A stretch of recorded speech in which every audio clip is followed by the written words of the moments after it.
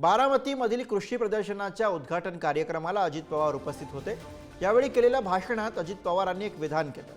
मी प्रदर्शनामध्ये 9 फुटी भोपळा पाहिलाय, लोकांना सांगितलं तर म्हणतील यांनी दिवसाच घेतली असेल। अजित पवारांनी असं म्हटलं आणि हशा पिकला।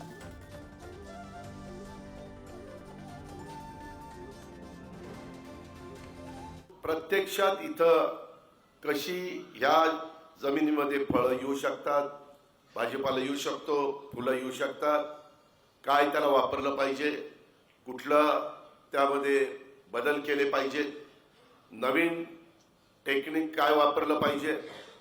आता इथं आपण एवढे जण बसलोय, आपल्या सगळ्यांच्यात उंच असणाऱ्या माणसापेक्षा तिथला भोपळा मला मगाशी राजदादा सांगत होता 9 फूट उंचीचा भोपळा, 9 फूट उंचीचा।